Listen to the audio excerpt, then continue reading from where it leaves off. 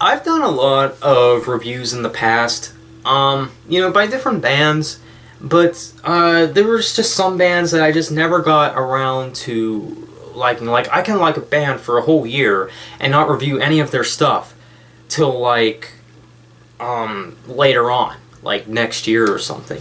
But for this review, I'm going to be reviewing Project 86 Knives to the Future. And with that being said, I was technically into Project 86 since a year.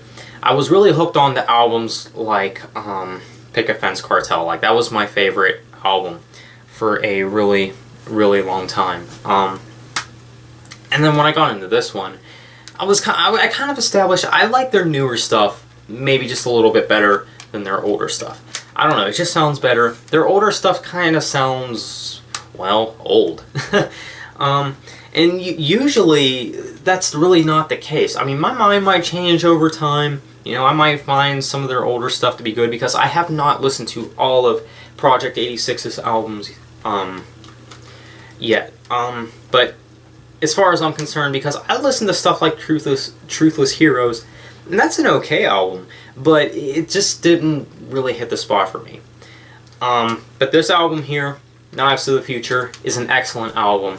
Like, this is an album that you can listen to and just, never get sick of. I think this is their newest album. So yeah, I haven't really been keeping up to date with Project 86 lately. But when it came to this album, I really got hooked onto them, and I want to get more of their stuff. And yeah, I found this at Family Christian Bookstore, for those of you who know what that is. And with that being said, Project 86 is a Christian band. I don't know if you consider them metal or rock. They're kind of like the band Red, but they're heavier than Red, I feel like. I don't know. There's, I guess you can kind of call them alternative metal. So, yeah. And then when I saw this at Family Christian Bookstore, I was like, oh, I wonder what this album is. I was like, oh, they have Project 86 albums. Because I really didn't think Project 86 was open to local stores. I felt like the only way of getting their albums was to buy them on, eBay and Amazon and all that, and even iTunes.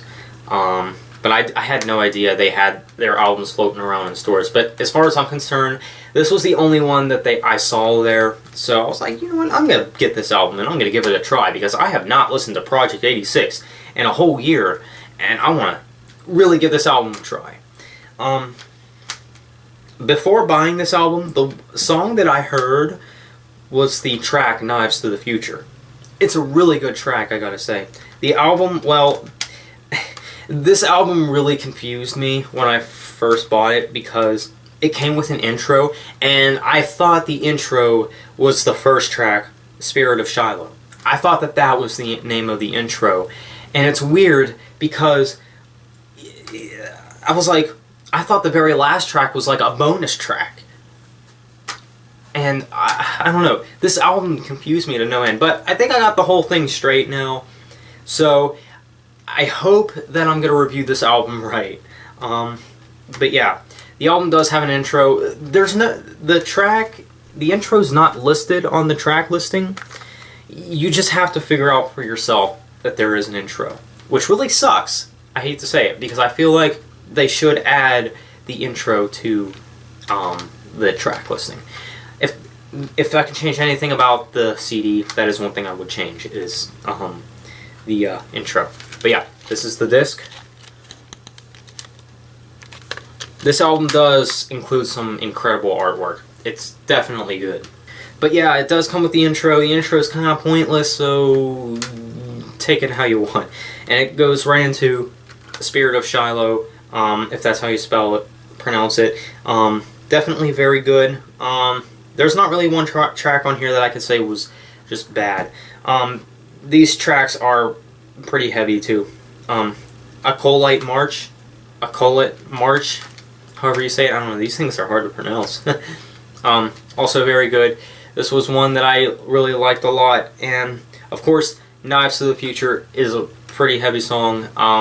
It's got a really catchy chorus, so if you were to check out any song on this album, check out Knives to the Future.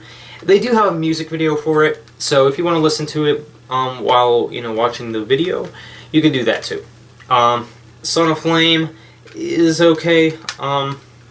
I believe that is a slower song, so if I'm not mistaken, it's either that one or Captive Bolt Pistol. Although that track doesn't really sound like it's slow, so I don't think it's that one.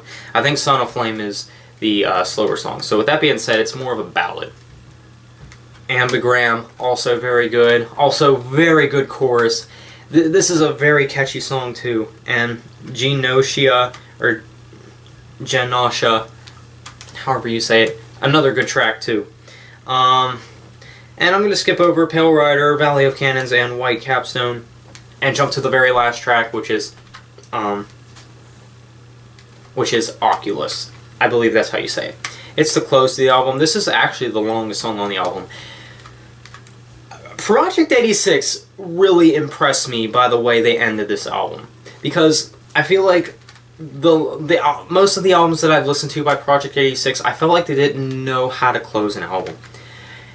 They really proved me wrong with this album. Oculus is the best way to close any Project 86 album, at least as far as I've heard. It's a very good track. It's pretty slow, but it's got some heavy content in it. Like towards the end of the song, like it gets heavier, and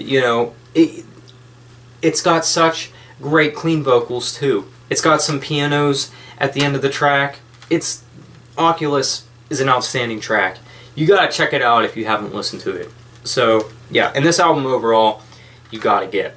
And just a note too, for those of you who are fans of the band Demon Hunter and Project 86, if you haven't known, Ryan Clark of Demon Hunter and Randy Torres of Project 86 have started a side project called Knives, and they released an album, I think like last year. It's called Anxiety.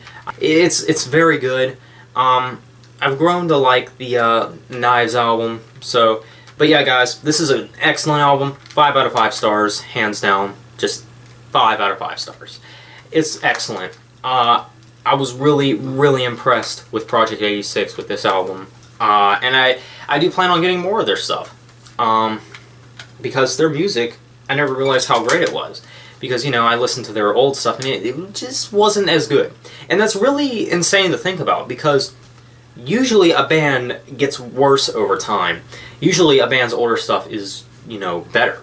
But for some reason, Project 86 is not like that. Their newer stuff is actually maybe a little bit better than their older stuff. So, if you're a fan of Project 86 and you don't have this album, you need to get it, because this will blow your mind. I was really blown away by this album, because I wasn't really a huge fan of Project 86. I mean, I like them. Like, I like Picket Fence Cartel. I mean, that was my favorite album before I heard this one.